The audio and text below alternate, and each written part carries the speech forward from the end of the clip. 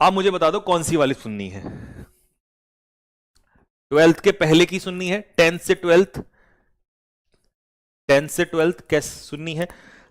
जिसमें मेरे 12th में ज्यादा परसेंटेज थी, 12th में कम हो गई, 10th से 12th में पेरेंट्स को बढ़ानी थी, हमारी घट गई। ठीक है, इससे पहले की सुननी है?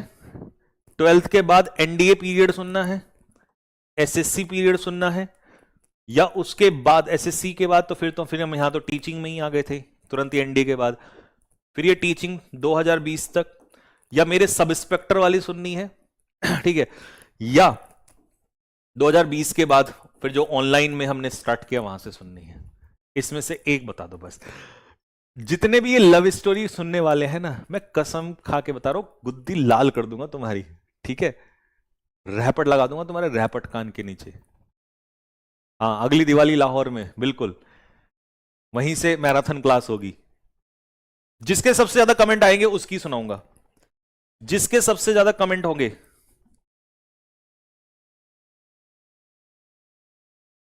जिसके सबसे तेजी से कमेंट्स होंगे।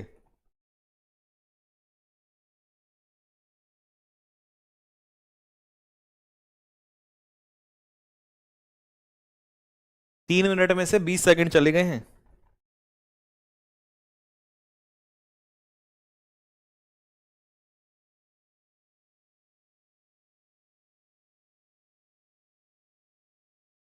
चलो ठीक है,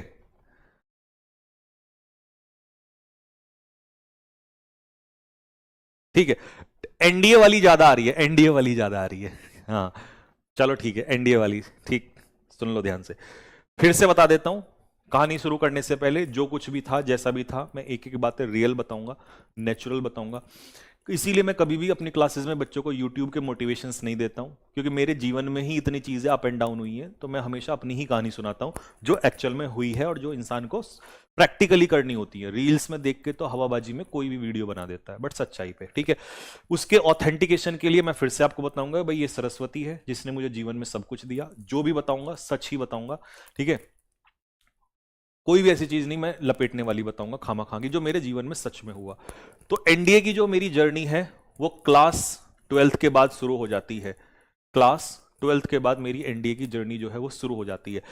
मेरे एनडीए करने का उद्देश्य कैसे बना मैं वो भी बताऊंगा। ठीक है, कि कहां से मैंने एनडीए तैयारी की, करनी क्यों स्टार्ट की, कारण क्या था। ठीक, 3 ही मिनट लूंगा, 3 मिनट में सारी बताऊंगा फटाफट।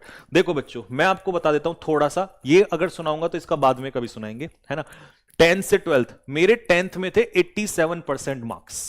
87% मार्क्स मेरे 10th में थे, और उस समय सीबीएसई से मैं पढ़ा हुआ हूं। ठीक है, सीबीएसई में हमने, हालांकि मैं गांव से ही हूं, आप की तरह गांव में ही, मेरठ में सुना होगा आपने, मेरठ के एक गांव से हूं, सलावा नाम आपने सुना होगा, वहीं से मैं हूं। ठीक है, तो जैसे आप हो किसान के बेटे, मैं भी किसान का ही बेटा हूं।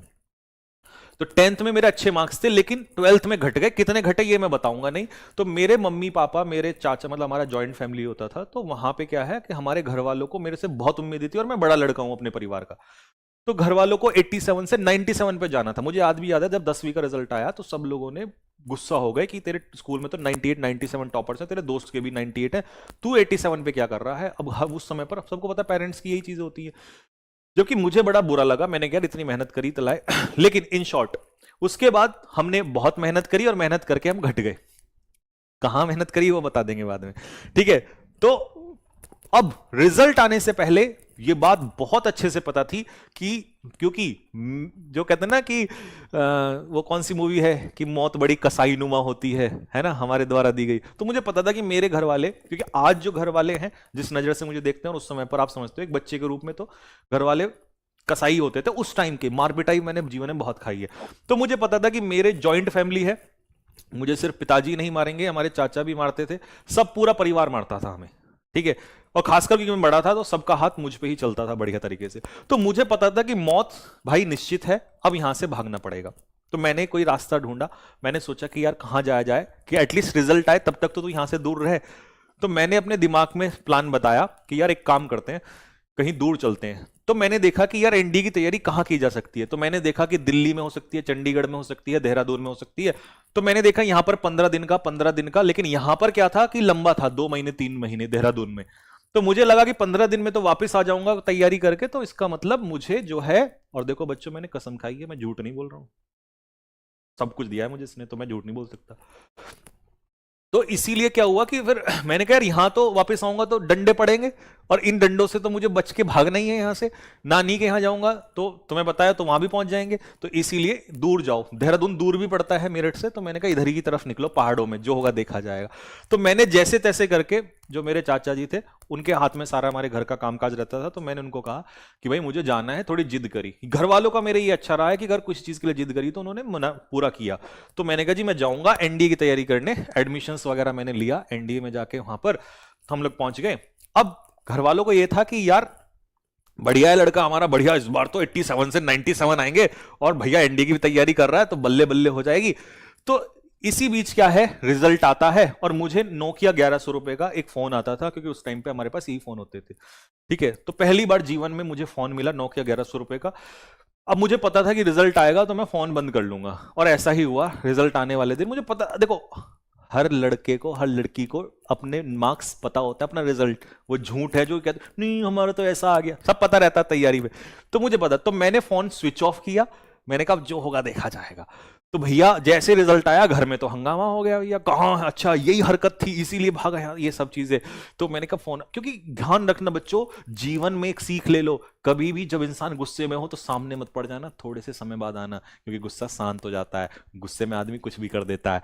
तो इसीलिए मेरा खुरापाती दिमाग थोड़ा सा चलता था पहले से ही। तो भाई मैंने फोन उठाया, अगले दिन जैसे ही फोन उठाया एकदम से तुरंत गालियां पड़ी। समझ रहे हो ना गांव की कैसी गालियां होती है। मैं चुपचाप सुनता रहा, कहाँ मर रहा था तो कल से, ये वो, मैंने कहा जी बुखार हो रहा था, ये हो रहा था, बहाना मारा, बहाना मारा। ठीक है जी, जान बचाई, क्योंकि दूर से है सुनने में बहुत अच्छा लग रहा है। तो हॉस्टल में हम रहते थे, मुझे आज भी याद है, मैं हॉस्टल के ऊपर खड़ा था छत पे और इतनी सारी बातें सुन रहा था। लेकिन हॉस्टल में बड़ा मजा आ रहा था, हॉस्टल में बड़ा आनंद आ रहा था, इतना मजा आ रहा था, इतना मजा आ रहा था। ठीक है, हाँ, तो बहुत आनंद आ रहा था कि भाई खाना खाना मिल रहा है बढ़िया, देहरादून में बारिश मौसम, पहाड़ घूमने को मिल रहे हैं, घर से पैसे मिल रहे हैं, बड़ा ही आनंद आ रहा था। ठीक है, लेकिन अब लग रहा था कि भाई नंबर कम आ गए तो अब तो दिक्कत आने वाली है। तो हुआ क्या कि इसके बाद देहरादून में ही, किस किसने सुना है, दिल फेंक के मारो, एक आईएम में है इंडियन मिलिट्री एकेडमी। ना मेरे पास स्कूटी, ना मेरे पास कार, ना मेरे पास पैसा, बहुत ज्यादा पैसा नहीं होता था, जितने घर वाले खर्चे के देते थे उतना ही होता था। तो हम देहरादून में जब घूमने जाते थे इधर उधर तो पैदल जाते थे, यार दोस्त थे हमारे 20-25, मेरे इंस्टाग्राम पे भी फोटो डाली है उसकी, उस पीरियड की। तो आईएमए जो है एक जगह है, वहां पर हम जो है पीओपी देखने गए, जिसको कहते हैं पासिंग आउट परेड। वो मेरी जिंदगी का वो दिन था जिस दिन सब कुछ बदल गया। शायद न जाने में, हो सकता है कुछ आगे कुछ भी हो सकता था। जिस दिन हम पीओपी देखने गए और मैंने वहां पर जीसीज, जो हमारे जेंटलमैन कैडेट्स होते हैं, तो वो क्या करते हैं, पासिंग आउट परेड होती है तो उस दिन वो क्या होते हैं, मतलब उनको स्टार्स लग जाते हैं।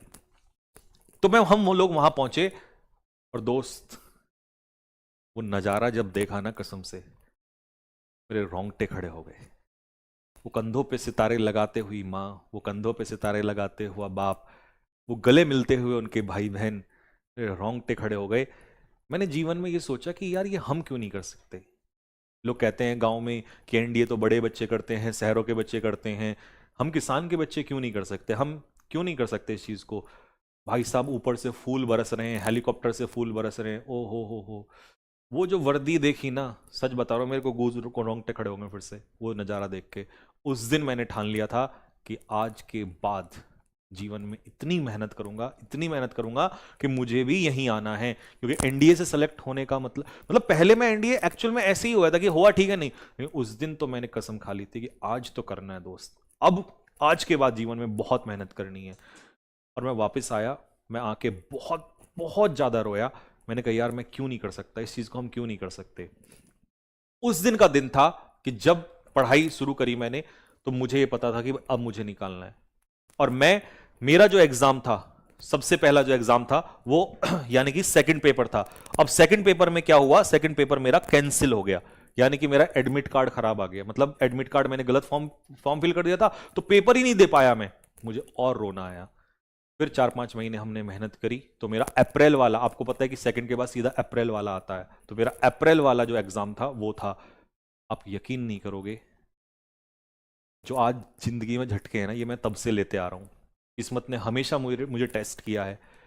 मेरा एक ऑपरेशन हुआ था उस समय पर भी, अप्रैल में पेपर था और नवंबर दिसंबर में मेरा ऑपरेशन हुआ था। और ऑपरेशन भी इस तरीके से कि मुझे आके तैयारी भी करनी है, लेकिन मैं वापस मेरठ आया, ऑपरेशन हुआ, डॉक्टर ने बोला कि 1 डेढ़ महीना लेटना पड़ेगा, मैं 15 दिन में ही चला गया। तो मेरे साथ दिक्कत क्या होती थी, मेरा आज भी एक दोस्त है उस समय का जो मेरे साथ रूम पार्टनर था, अतुल पुंडीर, मुजफ्फरनगर से था। तो हम क्या करते थे, जब मेरे को ऑपरेशन था, क्योंकि ऑपरेशन है तो सर्जरी होगी, तो मेरी पट्टियां, जैसे आज पैर में पट्टियां होती ना, ऐसे मेरी पट्टियां होती थी उस समय पर। तो मेरे को ब्लड आता था, खून आता था जब मैं चलता था। तो उसने मेरी पट्टियां की हैं, कभी मिला तो मैं आपको, मतलब हैं वो अब दूर दूर हो गए, हम अपने काम में, वो अपने काम में, लेकिन कभी साथ में जरूर लाऊंगा, मैं तब बताऊंगा कितनी उस समय पर मैंने जिंदगी में वो की, बहुत देखा यार। तो वो मेरी पट्टी करता था, ब्लड आता था, लेकिन उसके बावजूद भी मैंने कहा अतुल पढ़ना है यार, बहुत मेहनत करनी है। ठीक है, बाल वाल हमारे थोड़े लंबे होते थे, उसी दिन कटवा दिए, इतना जुनून आ गया, फौजी कटी होगा भाई अब तो, मतलब एकदम से चेंज हो गया मैं पूरा। उसके बाद फिर हमने मेहनत करी। अब मेरी समस्या ये थी कि मुझे मैथ समझ में नहीं आता था, और जब मैथ्स नहीं आता था तो मैं, मतलब हार नहीं मानी, रटूंगा। आर एस अग्रवाल मैथ्स को पूरा रट दूंगा, चाहे कुछ भी हो जाए, चाहे कितने भी क्वेश्चन सॉल्व करने पड़े, कि जैसे तैसे करके जो है समझना स्टार्ट किया। लेकिन मुझे समझ नहीं आ रहा था, तो फिर मेरे एक सीनियर थे भैया जो सीडीएस में तैयारी करते थे, तो उनसे मैंने पढ़ा मैथ्स। सुबह 5 बजे का सुबह उन्होंने टाइम देते थे, 1 किलोमीटर में चल के पैदल जाता था सर्दी में, सुबह उठ के मैंने कहा पढ़ना है। ये सारे लोग मेरे जीवन में के गवाह हैं, कभी हुआ तो मैं इनका एक शॉर्ट वीडियो बनवा के बताऊंगा आपको। तो धीरे धीरे मेरा मैथ्स इंप्रूव हुआ, बट इतना हो रहा था कि मुझे, आपको पता है जिसका मैथ्स कमजोर होता है उसको दिक्कतें आती हैं। इंग्लिश मेरी अच्छी थी, जीके में मैंने बहुत मेहनत करी। फिर क्या हुआ, उसके थोड़ा सा धीरे धीरे आगे चले, तो ये हुआ कि एनडीए में एक खास बात होती है, लोगों को पता चल जाता है कि तेरा सिलेक्शन होगा नहीं होगा। तो 2 महीने पहले हॉस्टल खाली होने लग गया, सब चले गए छोड़ के, क्योंकि सबको लग रहा था होगा ही नहीं है, तुम्हारे काम का खेल नहीं है। और मुझे लग रहा था कि मेरे से भी नहीं होगा मैथ्स में, बट मैंने तो कसम खा रखी थी कि जंग आर पार की होगी भाई, जो होगा अब देखा जाएगा, क्योंकि सपने तेरे हैं तो मेहनत भी तुझे ही करनी है। पूरे हॉस्टल में आज भी मुझे याद है 2-3 बच्चे बचे हुए थे पूरे हॉस्टल में, सब छोड़ के चले गए, सब, कि हम तो घर से कर लेंगे, ये होगा वो। मैंने कहा नहीं, लड़ूंगा, आखिरी सांस तक लड़ूंगा, जो होगा देखा जाएगा। तो फिर 1 महीना जब बचा, अप्रैल में, मुझे आज भी याद है उस समय 14 अप्रैल का शायद पेपर था, 14 या 12 में से एक, मेरे को प्रॉपर डेटा मेरे याद नहीं आ रही, 12 या 14 अप्रैल में से था। उससे पहले 1 महीना, आप यकीन नहीं करोगे, खाना भी रूम में ही मंगा के खाया, इतनी मेहनत करी है ना, दिन रात पागलों की तरह। मैंने पूरा जीएटी पार्ट आपका सब तैयार कर लिया, बट मुझे मैथ्स पे डाउट था। फिर आता है पेपर का दिन, पेपर के दिन हम बाहर खड़े होते हैं, मेरा दोस्त विश्वेंद्र कटारिया कानपुर से, आज इस समय इंडियन आर्मी में मेजर है वो आज भी, ठीक है, मेरे साथ शायद फेसबुक पे है जहां तक है मुझे, मतलब क्योंकि सब लोग अपना अपना चले गए हैं, ठीक है। तो वो मेरा दोस्त मतलब वैसा नहीं था, क्योंकि वो दूसरे हॉस्टल में रहता था, बट जानते थे हम उसको, ठीक है।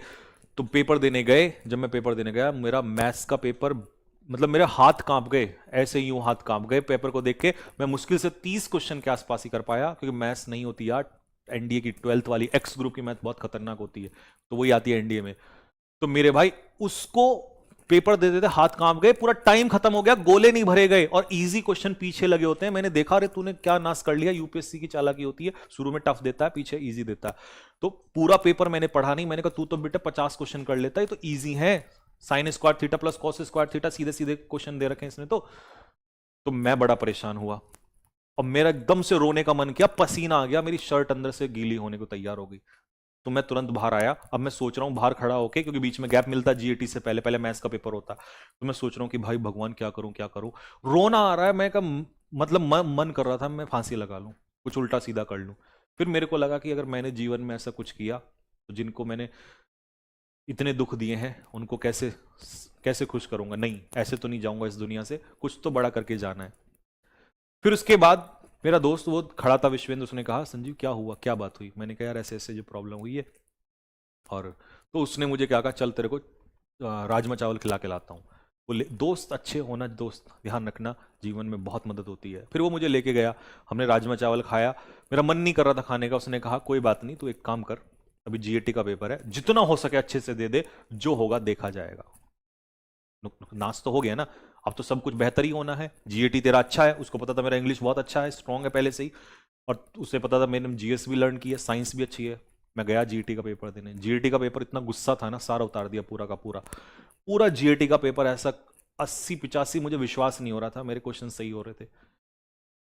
अब रिजल्ट वाले दिन की बारी आती है, रिजल्ट से पहले मैं, मतलब मेरे हर दिन डरता था, मैं कांपता था बैठे बैठे, मैं प्रे करता था। अगर किसी को पता हो, शायद कुछ को पता कुछ को नहीं, तो देहरादून में एक टपकेश्वर महादेव का मंदिर है, मैंने हर सोमवार को जल चढ़ाया है। लोग अपने प्रेम प्रेमिका पति पत्नी के लिए चढ़ाते हैं, मैंने एनडीए के लिए चढ़ाया है कि भगवान करा दे, एक बार तो करा दे। मैंने एसएसबी के लिए भी किया है, ठीक है। तो बात ये थी कि मैं जाता था वहां पे, लेकिन फिर यही था सारा खेल जो है, खुद पे ही बिलीव था कि भाई होगा ठीक है, नहीं तो देखा जाएगा। अब रिजल्ट आता है तो उस समय कैफे पे रिजल्ट देखते थे, फोन में तो खुलता नहीं था। तो गए भाई हम रिजल्ट देखने गए, पता लगा वहां पे जाके, हमने कहा भाई ये रिजल्ट देख दो, तो उसमें नंबर दिया, तो उसने कहा कि नहीं है, नहीं है।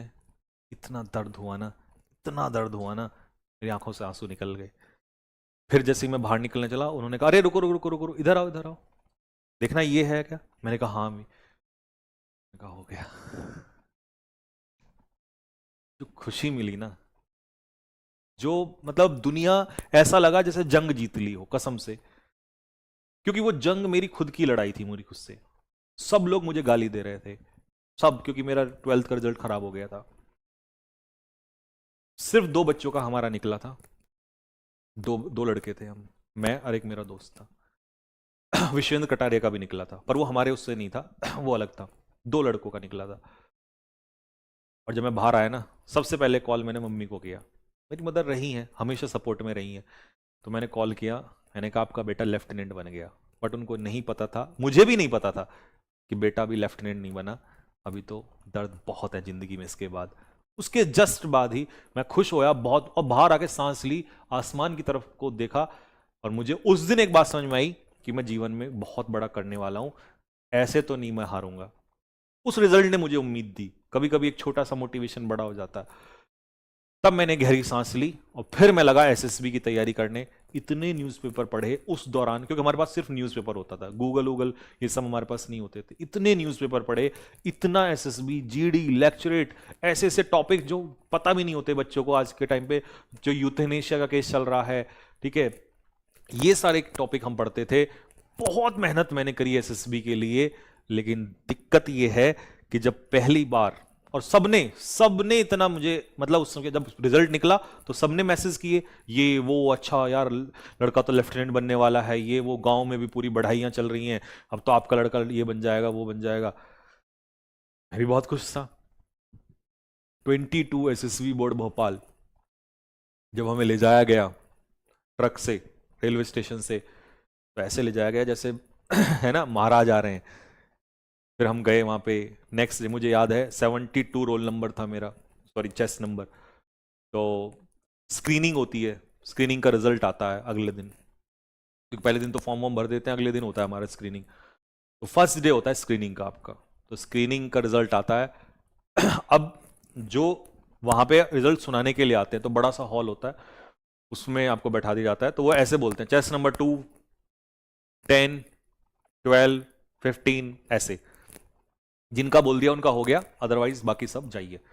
तो ऐसे चल रहे थे, जैसे जैसे 60 की तरफ आए मेरी धड़कनें बढ़ रही थी। फिर उन्होंने बोला 65, 70, 75, 80, मेरा मन टूट गया। फिर वापस आए 63, वो करते हैं ऐसी है चीजें, 63, मैंने कहा, फिर वापस आ गए, मुझे लगा हो सकता, उम्मीद हो सकती है। फिर जब लेकिन एक बार आके दोबारा चले जाते हैं, फिर नहीं बोलते हैं। फिर उन्होंने बोला 85, और हम, मतलब उसी क्षण में मैंने ये ठान लिया था कि भाई संजीव, जिंदगी इतनी आसान तो होने वाली नहीं है। शायद भगवान ने कुछ बड़ी जंग लिखी है नाम पे, क्योंकि बहुत शिद्दत से मेहनत की थी, बहुत मेहनत की थी, मतलब दिन रात एक, कोई हमारे पास वो नहीं होते थे, इतने शौक करने की चीजें नहीं थी, सिर्फ रूम अपना पढ़ाई होती थी। और वहां से सपने टूटे। आज भी याद है जब वापस आके रेलवे स्टेशन पे उन्होंने छोड़ा, तो वहां से और वापस घर तक का सफर इतना भारी हो गया था, जीवन में ये लग रहा था कि यार अब कुछ नहीं बचा है। ये मेरी पहली एसएसबी तक की कहानी है, उसके बाद आगे फिर कभी आपको बताएंगे। तो जंग बचपन से ही चल रही है, बट कभी जंग हारी नहीं है, हारेंगे नहीं। चोट, एक्सीडेंट, ऑपरेशंस, ये हमेशा से चलते आए हैं। बट एक ही चीज थी जिंदगी में कि हारना नहीं है। हारेंगे उस दिन जिस दिन धड़ पे सर नहीं होगा, और उस दिन भी नहीं हारेंगे तब तक जब तक धड़ भले ही ना हो, सॉरी सर भले ही ना हो, धड़ लड़ेगा।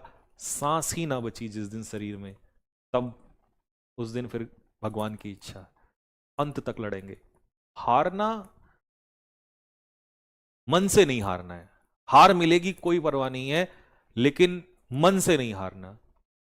और ये मैंने एक एक बात आपको सत्य बताई है। उसके बाद शुरू होता है मेरी बेइज्जती। ये मेरी बेइज्जती का दौर शुरू होता है वहां से, क्योंकि मैं एसएसबी तो कर नहीं पाया, तो लोगों ने लांछन लगाने स्टार्ट कर दिए। मैं बयां नहीं कर सकता, बोल नहीं सकता लोगों ने क्या क्या नहीं बोला है। ये तो पैसे उड़ाता है, ये तो ये करता है, वो करता है। और मैं एक तरफ बैठ के कमरे में रोता और एक तरफ मेरी माँ रोती, क्योंकि या तो मुझे ये बात पता थी या उसको ये बात पता थी कि मैं कितनी मेहनत कर रहा हूं, मैं गलत नहीं हूं। गलत इस दुनिया ने ठहराया है, बहुत ताने दिए हैं, बहुत गंदा गंदा बोला है। हम दोनों इंसान रोए हैं अलग अलग जगह पे बैठ के। बस वही वो दौर था, वही वो टाइम था जो मुझे झेलना था। और मैंने कई बार सोचा भी, मैं आपको बताऊं, इसकी कसम खा के कह रहा हूं, मैं अब गांव गया, मैंने डिप्रेशन की गोलियां भी ली हैं। मेरे पापा को पता चला, बहुत गालियां दी, बहुत, कि वो लड़का जो कभी हंसते खेलते गांव में पूरा दिन भर ऐसी क्रिकेट खेलने पे मैं बिताऊं, पता है, गेम खेलने पर, टेकन 3 मारियो खेलने पर, वो बचपन की कहानी कभी बताएंगे आपको, मैं पिटा हूं, आज वो डिप्रेशन की गोलियां खा रहा है। तो वो दौर भी हमने देखा है, वहां से निकले हैं हम। मैंने कहा आज के बाद जीवन में कभी भी हार नहीं माननी, लड़ेंगे, जो होगा देखा जाएगा। और ये हुआ, बहुत झेला। उसके बाद तो लोगों का गेम शुरू हो गया, हमारा नहीं। हमारा तो बहुत लंबे टाइम के बाद समय आया, और हमारा नहीं है। उस समय लोगों ने, तो एक वक्त आता है जब लोग आपको रुलाएंगे। ये किसी, तुम्हारे साथ अगर ऐसा जीवन में आज हो रहा है, तो बेटा याद रखना, तुम्हारे गुरु के साथ भी हुआ है, सबके साथ होता है। दुनिया ताने मारेगी, लेकिन उस समय को झेल के आगे निकलना है। वादा करो कि भैया लड़ेंगे, अंत तक लड़ेंगे, जब तक इस शरीर में सांसें हैं, आखिरी सांस तक लड़ेंगे। पीछे तो नहीं हटने वाले हैं, चाहे दुनिया अपने ही क्यों ना खिलाफ हो जाए। दुनिया की तो औकात क्या, हम तब भी लड़ेंगे, हार तो नहीं माननी है। ये बता के जाना है इस दुनिया को कि अगर हम आए हैं यहां पे, तो बता के जाएंगे कि हमें क्यों भेजा गया है।